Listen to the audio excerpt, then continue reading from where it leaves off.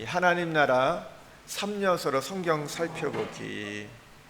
그러니까 오늘 내용은요, 이제 우리가 하나님 나라에 대해서 배웠잖아요. 그리고 이것이 언약의 관계로 이제 이루어진다는 것들을 배웠는데, 이제 오늘은 이제 하나님 나라 3요소 백성, 땅, 주권에 대해서 성경을 좀 개관하고 그에 관련된 말씀을 찾아보려고 합니다. 그러니까 어떻게 보면 이게 조금씩 점진적으로 좀 확장되는 것도 있고, 어떤 내용들은 반복이에요. 그러다 보니까 어떤 분들은 별로 재미없다, 했던 얘기 또 하는 것 같다, 이렇게 얘기하는 분은 있고, 어떤 분들은 이게 반복하다 보니까 이게 좀 더 이제 내가 어떤 뼈대를, 개념을 세워가는 것 같다, 이렇게 얘기를 합니다. 여러분은 어떠세요? 반복하는 게 좋으세요? 아니면 좀 지겨우세요? 저희 집에 4아이가 있잖아요. 보면 2대2로 나눠지는 것 같아요. 1번과 3번, 2번과 4번이 나눠지는데, 2번과 4번은요 반복하는 거를 안 좋아해요. 특별히 2번 같은 경우는 너무 싫어해요. 너무 싫어요. 그래서 성경 암송하는 거를 너무 지겨워하는 거예요. 읽었던 말씀을 또 읽고 그걸 외우라고 하니까 너무 싫어하는 거예요. 그거를 4번이 조금 다 똑같진 않지만 어느 정도 닮았어요. 근데 반면에 저희 집 1번은 반복을 잘해요. 그러니까 그게 귀찮은 게 아니에요. 저는 어떨까요? 어떻다고 생각하세요? 네? 저는 1번일까요? 2번일까요? 예? 예? 그러니까 저를 보면요, 저도 혼자 보면 사실 2번 가더라고요. 2번인데 그러니까 뭐 하는 거를, 한 번 했던 걸 또 하는 거를 사실 그렇게 좋아하는 편은 아니더라고요. 그런데 이제 제가 어떤 저의 역할이 있고 위치가 있다 보니까 반복을 하게 되는 거죠. 반복을 하게 되는데 뭐 다 아는 내용이야, 이렇게 해서 하기 싫은 마음도 있지만, 근데 반복해 보면요 모르는 게 있더라고요. 내가 안다고 생각했지만 그냥 잘 이해하지 못하고 그냥 지나쳐간 것들, 지식적으로는 이해가 됐지만 그게 어떤 건지 실제적으로 연결되지 않은 것들. 그래서 반복을 하다 보면 뭐 제 성향이 어떠하던 결국 보면 그게 도움이 되더라고요. 강화가 되고 이 개념이 확실해지는 것들. 그러니까 이 책의 장점은 그거 같아요. 반복이 돼요. 반복이 되고 그것이 또 좀 더 이제 구체화되고 강화되기 때문에 여러분 오늘도 좀 이렇게 따라오시면 좋겠고요. 우리가 이 성경 전체를 하나의 우리가 정경으로 받을 때, 그러니까 성경 66권이 하나의 정경이라고 받을 때, 그러니까 우리가 성경 전체를 하나님의 관점으로 우리가 보잖아요. 그리고 언약의 관계에서 이것들을 연결해 가는데, 이게 참 중요한 게 이런 거예요. 우리가 하나의 정경으로 받아들이는 것. 우리가 그렇게 성경을 전체를 통으로 우리가 이해하고 관점 속에서 이것을 관통해 가지 않으면요, 우리는 하나님 말씀을 볼 때도 이원령 비원령 되기가 쉽습니다. 귀에 가면 귀걸이, 코에 가면 코걸이, 그리고 자기가 좋아하는 말씀만 붙잡으려고 해요. 그러면 이 포스트 모더니즘 시대, 이 상대주의가 이 땅을 지배하고 있는 이 시대 가운데 우리가 진리의 말씀을 붙잡고 나가지 못해요. 우리 한 가지 예를 좀 들어보면요, 에베소 5장의 내용은요 가정에 대한 이야기가 나와요. 가정에 대한 이야기가 나오는데 남편과 아내의 이야기가 나옵니다. 그랬을 때요, 먼저 성경에는요 아내들에게, 남편에게 복종하라는 말씀이 나와요. 그리고 그 이후에 이제 남편에게는 아내를 자기처럼 사랑하라는 말씀이 나옵니다. 여러분이 이 에베소서 5장의 말씀을 읽는다면 어디에 눈이 가세요? 어떤 거에 더 마음이 쏠리십니까? 남편에게 복종하라. 남편들이여 아내를 죽기까지 사랑해라. 여러분 어디에 마음이 가세요? 어떤 걸 이야기하세요? 그렇죠. 남편들이 나를 죽기까지 사랑해야 되는데 저 인간 지금 뭐 하고 있는 거야? 막 이런 것들, 막 이렇게 분노가 막 치밀어 오는 분도 있어요. 그러니까 우리가 비단 이 작은 하나 예지만, 그러니까 그냥 성경을 어떤 부분만 보면요, 내가 원하는 말씀을 보는 거예요. 여기에서는요, 남편이 아내를 사랑하고 아내가 남편에게 복종하는 거, 왜 하는 거예요? 이거는 각각 떨어져 있는 얘기가 아닙니다. 이건 남편의 역할, 아내의 역할인데, 남편에 대한 태도, 아내에 대한 태도인데, 여기서 말하는 결론은 뭐예요? 부부가 한 몸이라는 거예요. 아내는 남편을 경외하고 복종함으로, 남편은 아내를 사랑함으로 하나 되라는 거예요. 하나가 포인트지, 누가 복종해라, 누가 사랑해라, 그거는 부분적인 거예요. 그것이 합쳐져 가지고 부부가 하나 되어 가는 거, 그리고 이것이 결국 그리스도와 교회의 관계이다, 그걸 설명하기 위해서 이 말씀을 전하는 거거든요. 근데 그렇지 않으면 뭐예요? 내가 원하는 말씀만 붙잡고 그것만 우리는 얘기를 해요. 그리고 그것이 진리라고, 왜 당신은 그걸 하지 않냐면서 따지고 든다는 거죠. 뭘 해야 돼요? 성경 전체를 우리가 보면서 그럴 때 이 부분을 우리가 읽고 해석해 갈 때 그 본뜻을 이해할 수 있다는 것이죠. 안 그러면요, 우리의 신앙생활은 내가 원하는 말씀만 읽고요, 우리가 해왔던 그 방식들, 우리가 소위 전통이라고 말하는 내가 다녔던 그 교회에서의 그 전통을 그냥 답습해 갈 가능성이 굉장히 높습니다. 우리는요, 교회를 개혁교회라고 해요. 리폼드라고 하거든요. 리폼드라는 것은, 이것은 개혁이 종교개혁 때만 개혁이 된 게 아니라 날마다 주님이 오실 때까지 이 땅의 교회는 개혁해 간다는 얘기예요.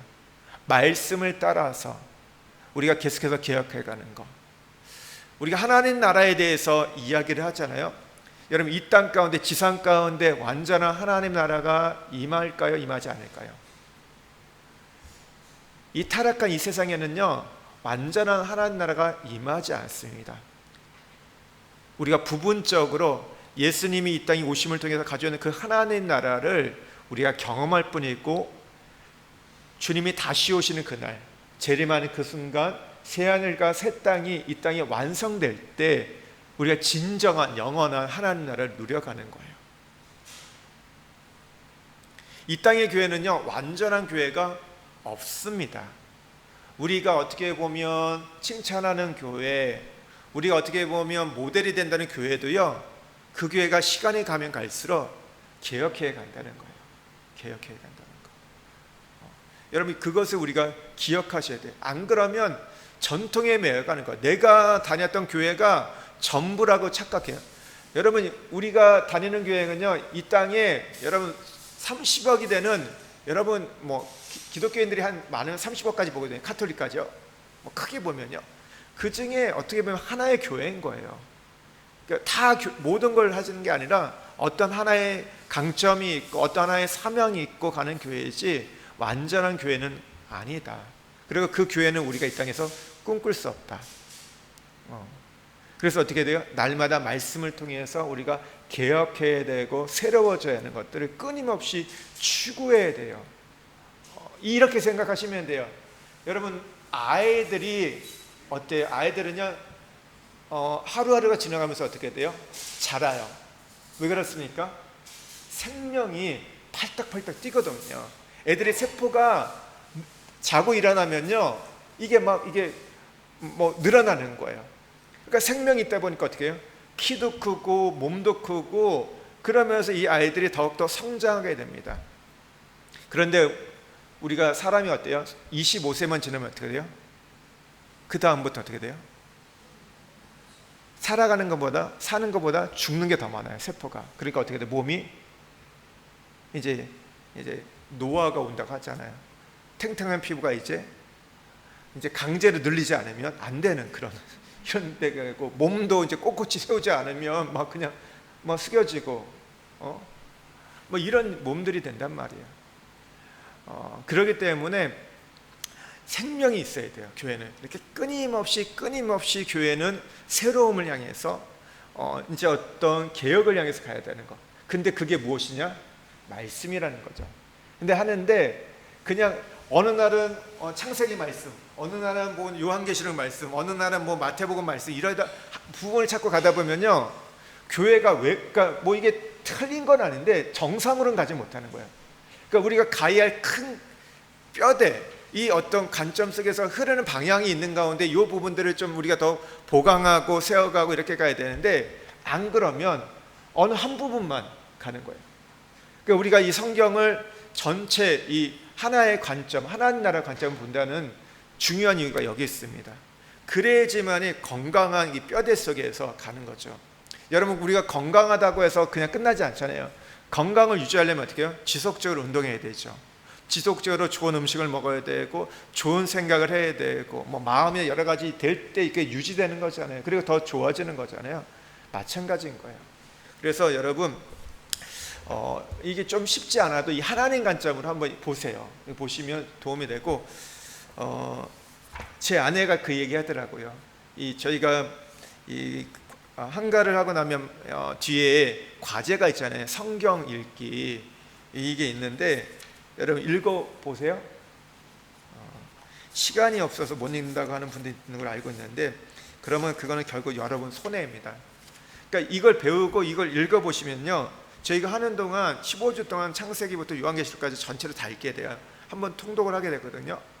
하나님 나라의 관점으로 그 관련된 구절로 전체를 보게 되는 건데요, 보면 어떻게 보면 비슷한 내용이 나와요. 근데 이걸 보면서 성경이 이렇게 이런 맥락이 흐르고 있구나, 이 맥이구나, 이걸 관통하고 있구나, 그걸 알게 돼요.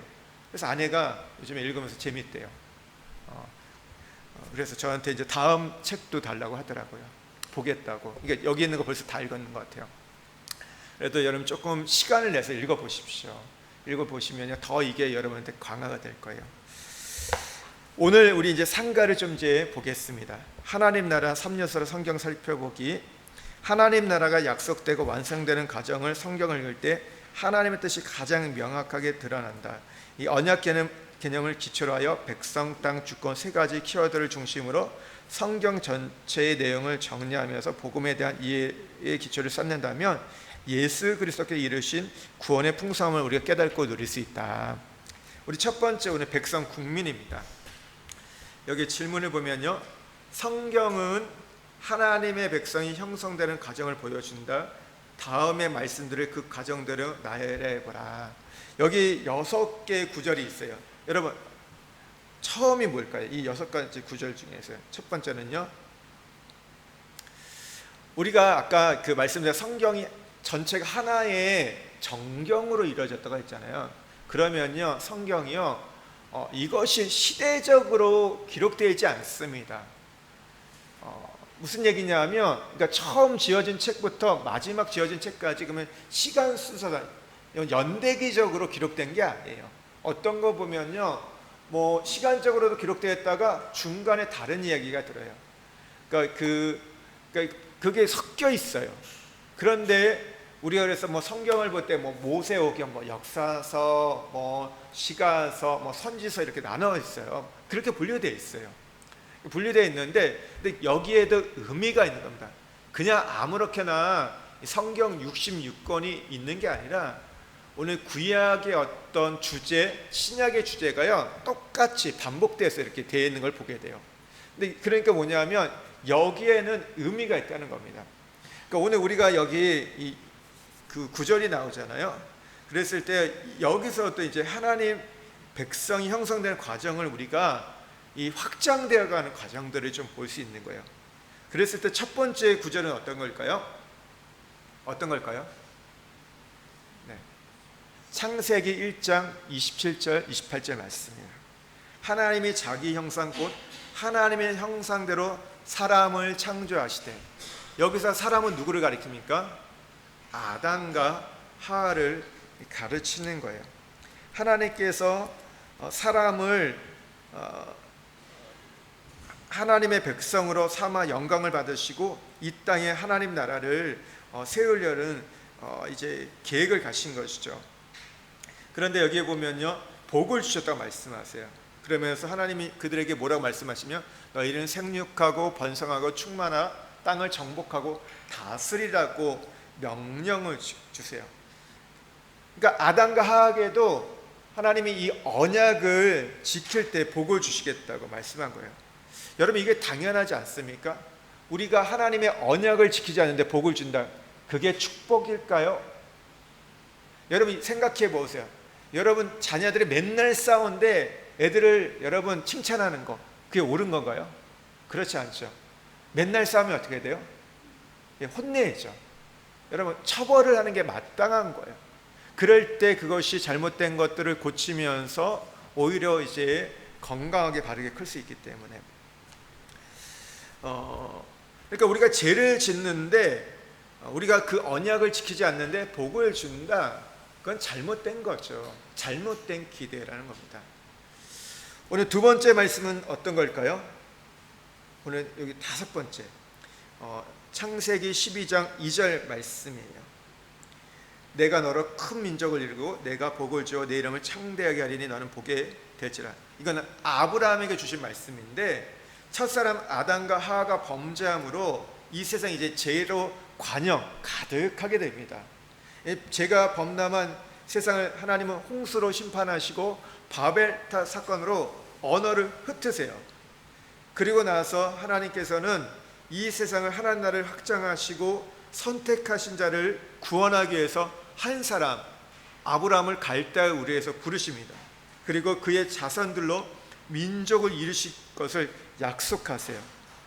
그랬을 때 이제 400년이 흐르고 났을 때 이제 아브라함을 통해서 족장의 역사가 진행되다가 이제 민족이 이제 세워지게 됩니다. 그것이 오늘 첫 번째 있는 말씀.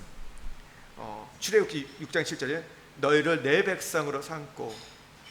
그러니까 이 아브라함으로부터 시작했던 야곱에서는요 70명의 가족들이 애굽으로 내려가잖아요.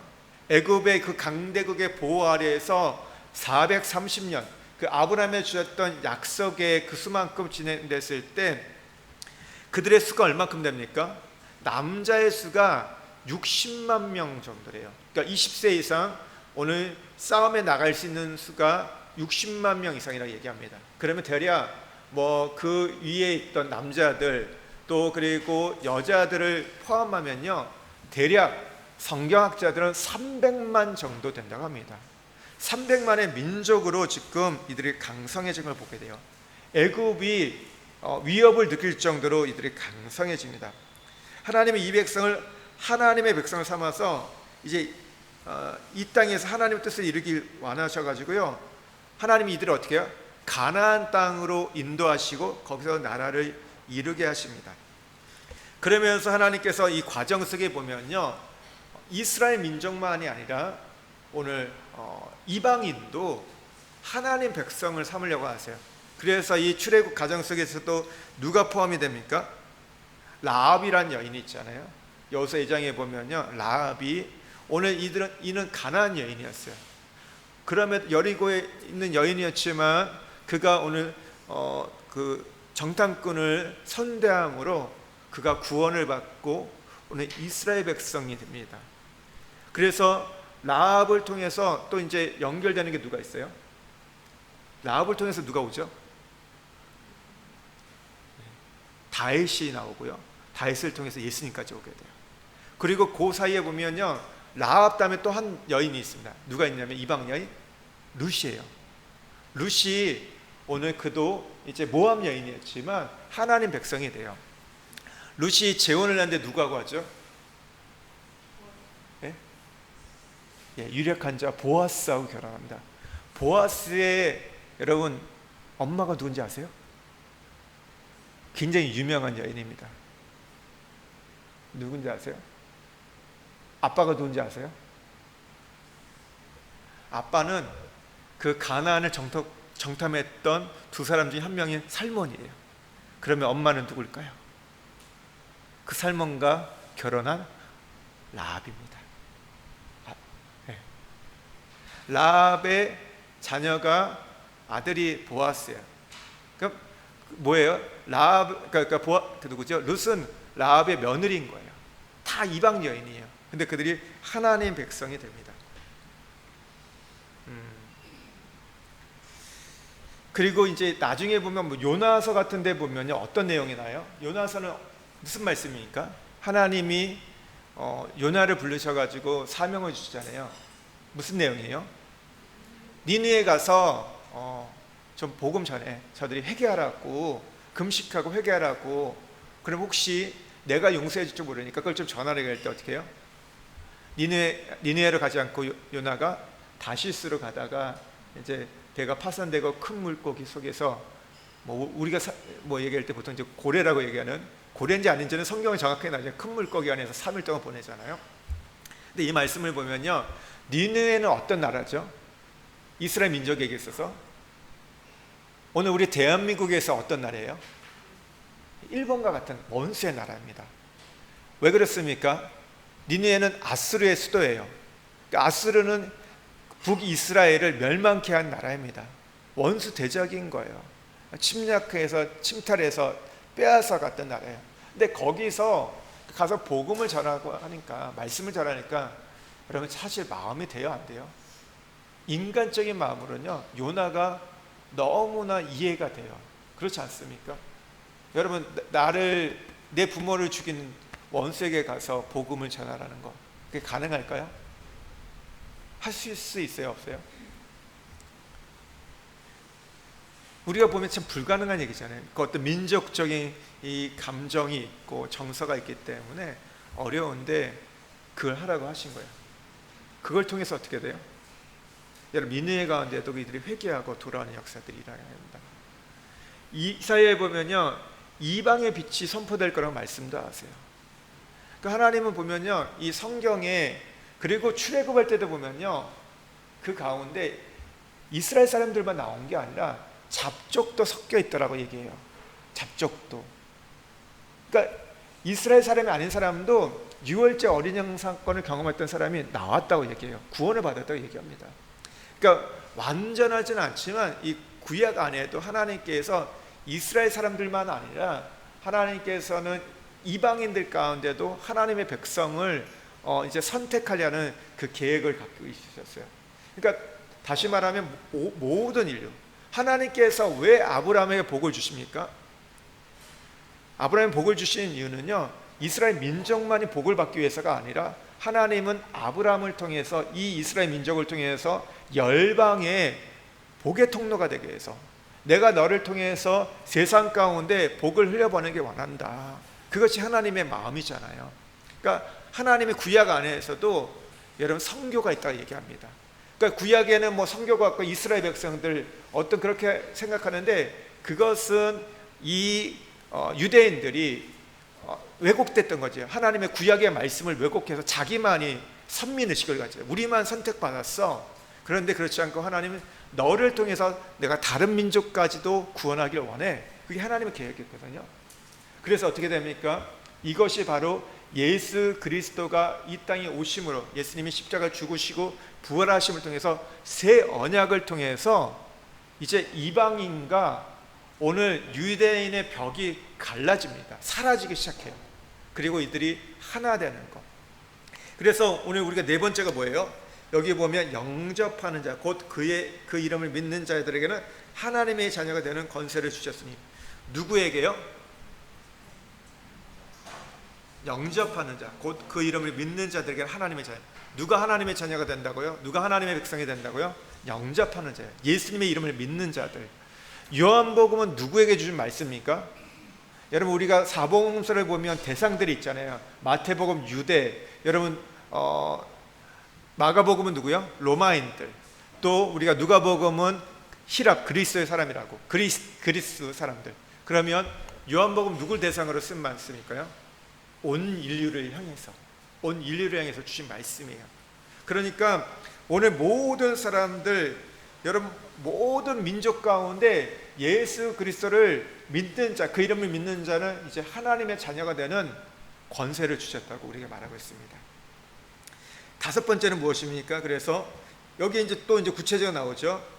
이제 그레이트 커미션, 우리가 얘기하는 마지막 예수님께서 부활하시면서 오늘 제자들에게 주셨던 말씀이 뭐예요? 하늘과 땅의 모든 것을 내게 주셨으니 그러므로 너희가 가서 모든 민족을 제자로 삼아 아버지와 아들과 성령의 이름으로 세례를 베풀고 내가 너희에게 분부한 모든 것을 가르쳐 지키게 하라. 볼지어다 내가 세상 끝날까지 너희와 항상 함께 있으리라. 어디로 가라 말씀하세요? 제자들에게. 오늘 제자들은 다 누구예요? 유대 사람들입니다. 이스라엘 사람들인데 말하기를 너는 너의 민족으로 가라고 하지 않고 모든 민족을 향해서 가라고 말씀하세요. 모든 민족을 향해서. 여러분 이 말씀이 이제 이후에 여러분 사도행전 1장 8절에도 나오잖아요. 너에게 성령이 임하시면 너희가 권능을 받고 예루살렘과 온 유대와 사마리아 땅끝까지 이르러 내 증인이 되리라. 우리가 지난주에도 살펴봤는데 여러분 예루살렘과 온 유대와 사마리아 땅끝까지 이것들이 펼쳐져 가는 것들을 보게 됩니다. 이제 그래서 예수님이 이거 승천하고 난 이후에 교회 시대는요 온 인류를 백성 삼는 거예요.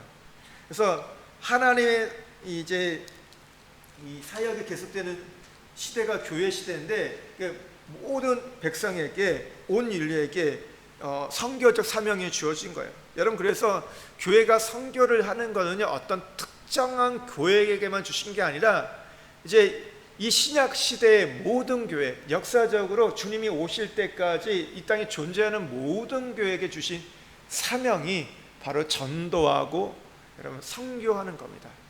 근데 어떤 분들이 그런 게 있어요. 우리도 힘든데, 아니 우리 주변에도 이제 우리 보면 우리 대한민국에도 믿지 않는 사람들 많은데 오늘 지금 화제 났던 뭐 의성이나 이런 데 가도요 크리스찬이 6%밖에 되지 않아요.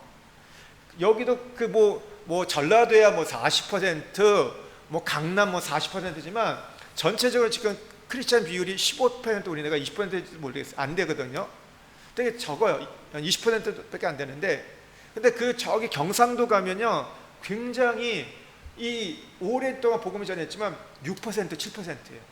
그래서 거기에 가서 전도해야지. 우리가 가서 뭐 그런 데 가야 되지 무슨 다른 나라 가냐 그렇게 얘기했는데 맞습니다. 우리가 그 지역에 복음을 전하는 것도 필요하지만 더불어 하나님 뭐라고 얘기했어요? 모든 민족을 향해 가라고 말씀하셨어요. 그러니까 이 부분들은요 우리에게 주어진 가장 중요한 사명입니다. 그러니까 교회가 전도하지 않고 선교하지 않는다 그러면 사명을 잃어버린 거예요. 사명을 잃어버리면 어떻게 돼요? 우리가 지난주에도 잠깐 살펴봤지만 그러면 땅을 상실게 되는 거예요. 우리가 받았던 복을 빼앗기는 이유가 여기에 있는 거예요. 그래서 뭐 전도하고 우리가 선교하는 것은요 선택이 아니라 우리의 의무고 책임입니다. 왜? 이게 언약이기 때문에. 하나님의 백성이 어떻게 된다고요? 처음에는 아담으로 시작해가지고 아브람, 이제 이스라엘 민족, 그리고 어떻게 돼요? 신약의 예수님이 오심을 통해서는요 모든 민족, 이제 이게 열방을 향해서 뻗어나가기 때문에 그것을 해야 되는 거예요. 우리가 그래서 하나님이 그 부분에 대해서 우리에게 묻는 거예요.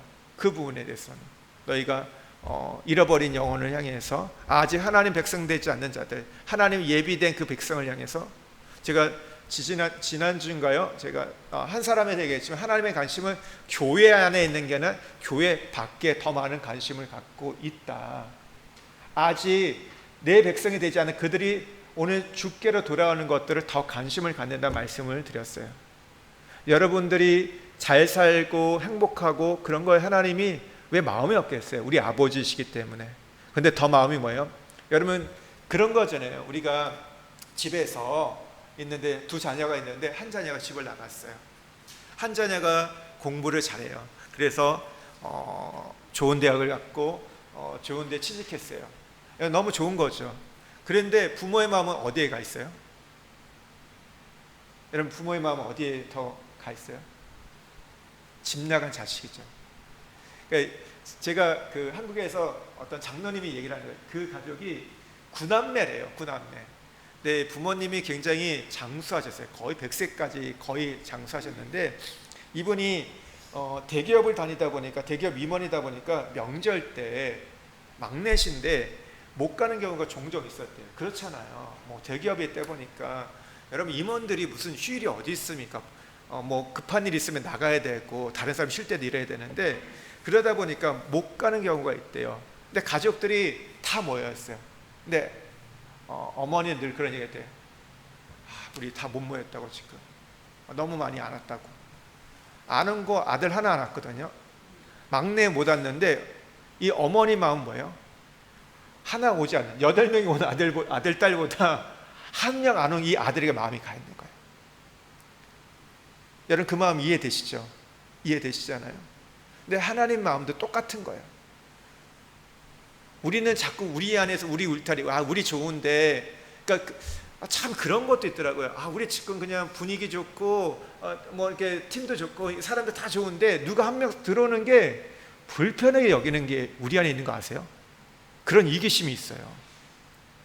그러니까 너무 우리 잘 맞고 꿍짝 잘 맞는데 누가 한 명이 들어오면 그게 케미가 깨진다는 거죠. 근데 하나님은 그러면 어떻게 하시는지 아세요? 깨트려 버립니다. 그게 사도행전의 얘기예요. 예루살렘 교회 자기네 부흥가 좋으니까 안 나가니까 어떻게 돼요? 핍박을 통해서 흩어져 버리시잖아요. 왜 그래요? 하나님 예루살렘 시작하지만 어떻게 해요? 유대와 사마리아 땅끝까지 가라고 하는데 그걸 안 하니까 내 백성은 여기만 있는 게 아니라 모든 민족의 내 백성이 돼야 돼. 근데 그걸 감당을 안 하니까 그게 의문인데 그게 우리가 존재하는 이유인데 그걸 하지 않으니까 그렇게 흩어버리신 거죠. 강제적으로. 그래서 여러분 그런 그럴 거예요. 구역이 너무 좋다. 그러면 어느 날은 이제 흩어져야 돼요. 우리끼리 좋다 이렇게 가면 뭐가 하나님이 강제적으로 흩으신다니까. 제가 흩트는 게 아니라 하나님이 그렇게 하세요. 사건을 통해서. 그러니까 늘 우리는 어떻게 돼요? 열려 있어야 돼요. 그러니까 새로운 사람을 향해 열려 있어야 되고 새로운 사람이 와야 됩니다. 교회가요 그렇습니다. 그러니까 여러분 아시죠? 뭐 유럽에서 그 청어를 싱싱하게 운반하기 위해서 운반하는 그 차 안에 그 통 안에 뭘 넣는다 그러죠? 메기 한 마리를 넣는다 그러죠. 근데 메기 한 마리를 넣으면요 며칠 동안 운반하에 가면서 이 메기 한 마리가 청어를 잡아먹기는 잡아먹는데요. 근데 몇 마리를 잡아먹기는 하지만 근데 나머지 이 청어들이 이 메기 한 마리 때문에 활발하게 움직이기 때문에 그 안에서 통 안에서 싱싱하다고 얘기하더라고요. 우리가 그래요. 우리끼리만 있으면요 좋을 것처럼 보이는데 그렇지 않습니다. 늘 여러분 교회는요 새로운 사람이 새로운 신자가 있어야 돼요. 그래야지 교회가 여러분 활력이 있고 건강합니다. 여러분 그건 큰 교회도 마찬가지예요. 큰 교회도 여러분 있는 사람들 있으면 괜찮을 것처럼 보이잖아요. 이 정도 유지되니까. 근데 교회가 어느 순간 여러분 병들어가기 시작해요. 힘을 잃게 돼요. 그래서 늘 오늘 새로운 사람들이 그렇지 않아요? 여러분 우리가 지금 교회 나온 사람이 많습니까? 교회 안 나오는 사람이 많습니까? 예수 믿는 사람이 많아요? 안 믿는 사람이 많아요? 이 자카르타도 마찬가지예요. 저도 그런 생각을 좀 해요. 여기에 보니까요 전도가 안 될 이유가 너무 많아요. 한국보다도 더 쉽지 않은 것 같아요. 상황들이. 그랬을 때 이게 그래서 저도 거기에 동조해가지고 이래서 안 돼요. 맘카페 때문에 안 돼요. 사람들이 뭐 주재원들이기 때문에 뭐 이렇게 여기 와서 이렇게 뭐 어떻게 보면 자기가 다녔던 교회도 있고 뭐 유튜버도 있고 뭐 이게 그러다 보니까 교회 잘 안 나와요. 그러니까 이 얘기가 다 맞는 얘기예요. 뭐 틀린 얘기도 않고 뭐 우리 안에 이루어지는 얘기들이에요. 뭐 여행도 많이 가요. 그리고 한국에 갔다 오면 다 신앙들이 흐물흐물해져요. 그러니까 뭐 이런 게 다 맞아. 한번 나갔다 오면 이게 다시 마음 오는 게 쉽지 않아요. 다 맞는데 그렇게 보면요 이 얘기를 듣고 있으면요 다 올소이다 맞습니다. 번화를 할 수밖에 없어요. 그런데 그렇다고 해서 그걸 그냥 받아들일까요? 그러면 교회는 죽는 거죠. 병들어가는 거죠.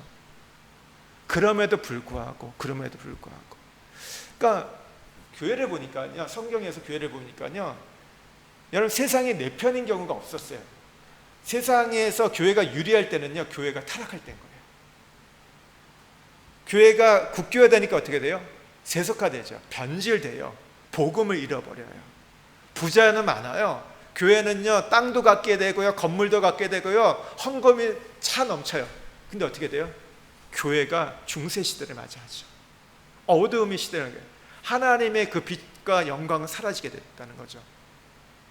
늘 교회를 보면요, 그런 것 같아요. 세상이 내 편이 안 될 때, 세상에 어려울 때 교회가 더욱더 건강해졌어요. 그리고 능력이 나타났어요.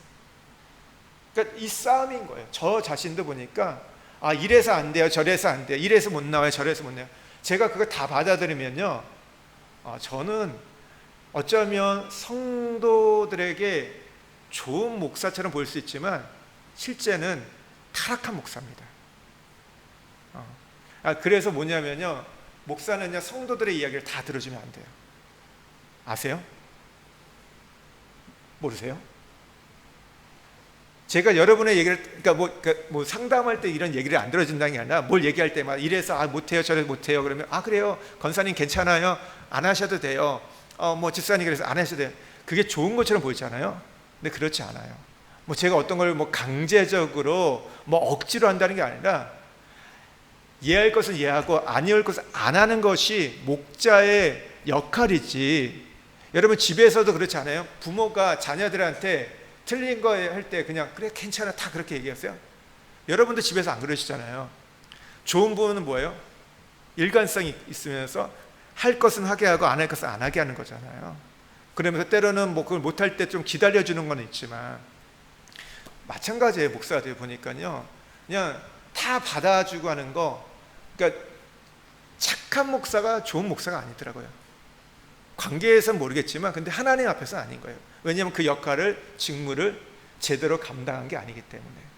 여러분이 전도를 하는 데 있어서 머뭇머뭇거린다 그러면 제가 어떻게 될까요? 힘드시죠? 안 하셔도 돼요, 이렇게 얘기할까요? 그렇게 얘기하면 좋으시겠어요? 마음이 편하겠죠. 꼭 뭐 할 때 보면 와서 저한테 물어보실 때가 있어요. 근데 그게 보면 본인도 아세요. 그게 그렇게 좋지 않은 거. 왜 울까요? 제가 그걸 좀 이제 동의해드리면 마음이 편하실지 모르겠어요. 근데 여러분, 근데 목사가 진리가 아니잖아요. 저도 하나님 말씀은 더 연구해서 잘 대언하고 전해야 되겠지만, 목사가 동의해준다고 해서 그 죄가 없어지는 건 아니거든요. 그렇지 않나요? 마음의 한편으로는 그냥 좀 안심하고 위로하지만, 근데 그러다가 이제 성경에 나오잖아요. 바리새인들이 지옥의 젖을 배로 만든다고. 네. 여러분이 전도하는 거 어떻게 해야 될까요? 제가 더 이제 격려해야겠죠. 모든 민족으로 하나님이 우리에게 가게 하라고 하셨기 때문에. 우리가 여기에 보면요, 우리가 지금 어디까지 봤죠? 그래서 모든 민족까지 갔어요. 이제 예수님 부활하시고 승천하시고 난 이후에 이제 교회를 통해서 가게 했고, 마지막은 어떻게 돼요? 우리 이제 6번째 요한계시록 2장 7절 말씀입니다. 21장 3절하고 21장 7절인데 한번 같이 읽겠습니다. 내가 들으니 보좌에서 큰 음성이 나서 이르되, 보라, 하나님의 장막이 사람들과 함께 있음에 하나님이 그들에게 함께 계시니 그들은 하나님의 백성이 되고 아담은 친히 그들과 함께 계셔서 이기는 자는 이것들을 상속으로 받으리라. 나는 그의 하나님이 되고 그는 내 아들이 되리라. 그들은 하나님의 백성이 되고 나는 그의 하나님이 되고 그는 내 아들이 되리라.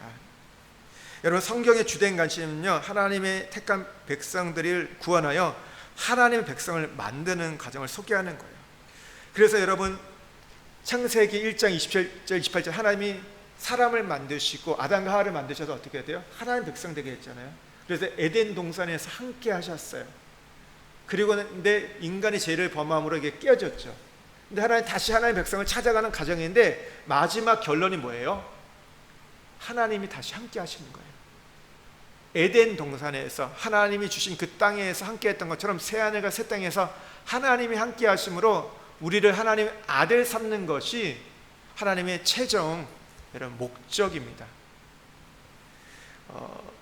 그래서 이 성경은요, 어떻게 보면 원심이에요. 원심. 이게 그러니까 보면요, 그러니까 시작과 끝이 같은 거예요. 그래서 창세기를 우리가 말씀을 볼 때 계시록을 봐요. 계시록을 볼 때 창세기를 보게 돼요. 그러니까 하나님 처음 이 땅을 이 땅이 세운 하나님 나라의 디자인 보여주는 게 창세기 1, 2장이잖아요. 그리고 다시 이게 회복되는 모습이 계시록 21장, 22장이에요. 그래서 그 시작에서, 근데 시작했는데 그걸 이제 인간이 타락해서 잃어버렸던 것을 다시 하나님께서 끝에는 그걸 완성해야 하는 거. 이제 그래서 새 하늘과 새 땅, 재창조를 이뤄가시는 거죠. 우리를 다시 정말 하나님의 그 땅에서 하나님 백성으로 살아가게 하는 게 성경 우리가 얘기해 주는 겁니다. 밑에 보시면요, 그래서 우리가 두 번째 앞에 말씀을 참고해 하나님 백성을 의미하는 단어들의 변화를 도표로 적어봐라. 이 순서가 어떻게 돼요? 다음에 우리 한번 페이지를 좀 보여주시면요, 여기에 보면 변천사를 보면요, 하나님 나라의 변천사가 아담과 하와, 그리고 아브라함의 후손 이스라엘, 성도, 교회로 확장되어 갑니다. 이게 확장되어 가는 거. 그 다음에 우리가 또 보면요, 여기 질문에 보면 하나님의 언약은 아브라함을 지나 이스라엘에게 확장되나, 하지만 하나님의 구원 계획은 이스라엘에게만 확장된 것이 아니라 처음부터 온 세상을 대상으로 계획된 것이었다. 이러한 하나님의 계획을 구약이 어떤 이야기를 통해 알 수 있으며 이방인까지 확장된 구원은 어떻게 이루어진지 되었는지 적어봐라. 아까 말씀드렸던 우리가 이제 라합이나 룻, 요나 얘기 있죠. 보이세요? 네, 이거 보이시면 매의 눈이 왔습니다. 몽골인의 시력을 갖고 있는 건데, 예, 진짜 작긴 작아요. 한번 그래도 읽어보실래요? 함께 읽겠습니다. 구약을 보면 라합이나 룻과 같은 이방인들도 하나님의 백성에 속하게 되는 이야기들이 나온다. 요나와 이야스를 통해서는 이방인들의 하나님 백성으로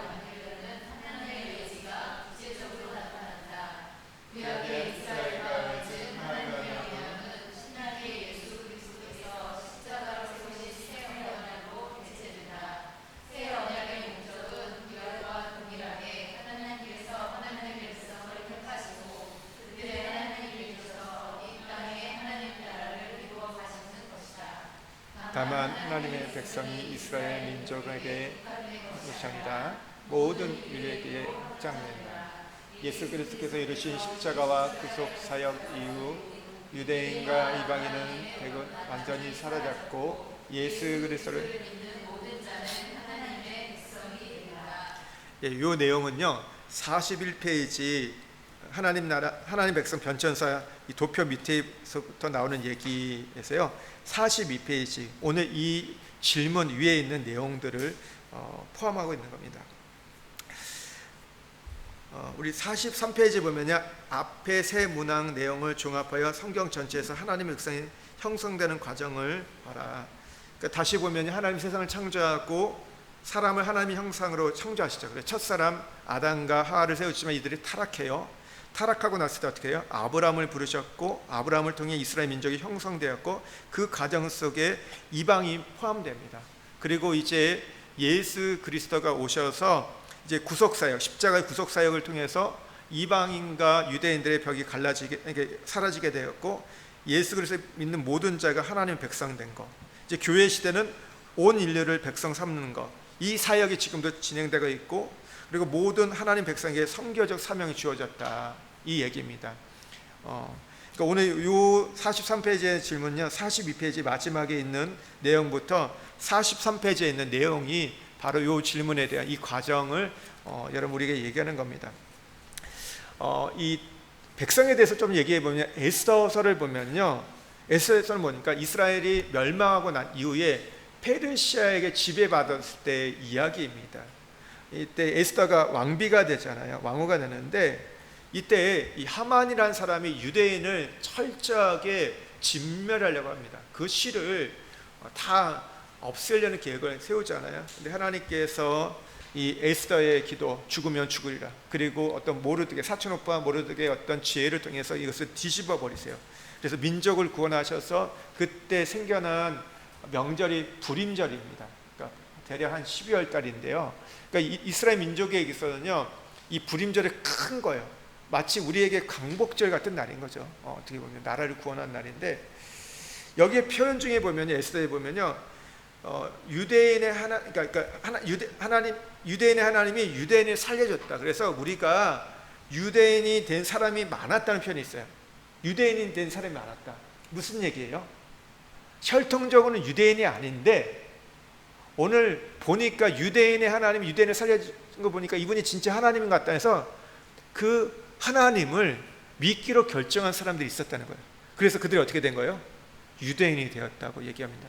그러니까 이 얘기는 뭐예요? 이방인 가운데도 믿음이 어떻게 돼요? 구약에도 하나님의 백성이 되었다는 것이죠.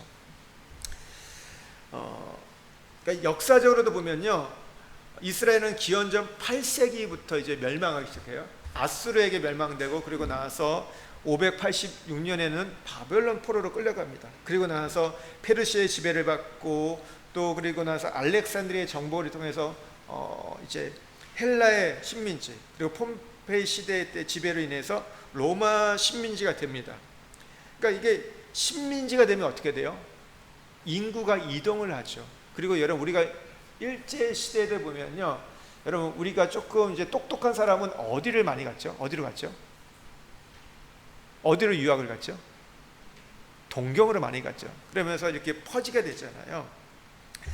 그러니까 700년 동안 이스라엘 사람들이 그러니까 이 식민 지배를 받으면서 해외로 많이 디아스포라 됐어요. 흩어지게 되었는데 그 사람 중에서 하나님을 잘 믿는 사람들이 이 전도되었던 게 어디냐면 바로 로마예요.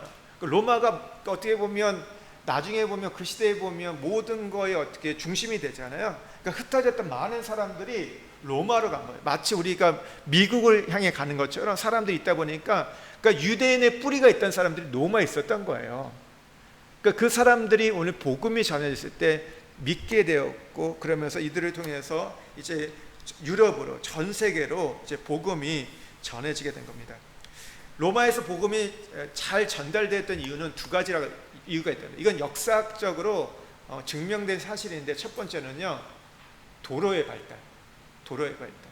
여러분, 인도네시아의 여러분, 이 나라가 발전하는데 장애물이 뭡니까? 도로가 별로 없다는 거죠. 그러니까 어디를 가려면요, 삥 돌아가야 돼요. 그러다 보니까 유통이나 이런 물류가 굉장히 어렵고, 그러니까 힘들어요. 그러다 보니까 그게 어떤 공산품이 올라가고 막, 그래서 참 이렇게 보면 나라가 발전하는데 제약이 많이 있습니다. 근데 당시에 보면요, 팍스 로마나, 그러니까 모든 것이 로마로 통한다는 얘기가 있었어요. 그러니까 이탈리아의 로마가 모든 길이 이렇게 잘 깔려 있었고, 이 돌로 이렇게 길을 만들다 보니까 전차도 지나갈 수 있었던 거예요. 그래가지고 이 도로가 잘니까 사통 발달이 잘 돼가지고요. 그러다 보니까 이 로마가 복음화됐을 때 복음이 잘 전해질 수 있는 그 역할을 했다. 또 하나는요, 언어의 통일. 우리가 인도네시아에서 우리 알잖아요. 여기가 다양한 언어죠. 다양한 민족, 다양한 종족과 다양한 있었지만 어떻게 해요? 이 나라가 통일되고 나서 어떻게 해요? 언어를 하나로 만들죠. 그러니까 여기가 보니까 이 말레이시아의 어떤 시장 언어, 그러니까 시장에 쓰는 그냥 일반 서민들이 쓰는 언어를 썼다고 하더라고요. 자화적으로 쓴 게 아니라 다수의 어떤 자화적을 쓰면 이게 또 이제 정치적으로나 어떤 문화적으로 부딪힐 수 있기 때문에 그 언어가 아니라 뭐 순다어도 아니고 그냥 이 말레이시아에 있는 시장 언어를 갖고 인도네시아어를 만들었다고 하잖아요. 마찬가지로 이 당시에 이 로마 언어는요, 시장 언어예요. 코인을 해가지고요, 그냥 시장에서 누구나 쓰는 그냥 고급 언어가 아닙니다. 고급 언어가 아니에요. 그냥 우리가 그냥 서민들이 얘기하는 그 언어를 갖고 있다 보니까 이게 마치 오늘날 영어가 된 거예요. 그러다 보니까 정말 이게 삽시간에 예수님이 전해지는 일들이 일어났다는 거죠. 지금은요, 그래서 모든 세계 사람들이 예수를 믿고 하나님의 백성이 있는, 여러분, 그 길이 열린 거예요. 그 통로가, 하나님의 방법이 뭐예요? 선교를 통해서 우리에게 이뤄간다는 거죠. 두 번째 땅 영토를 보겠습니다. 성경은 하나님께서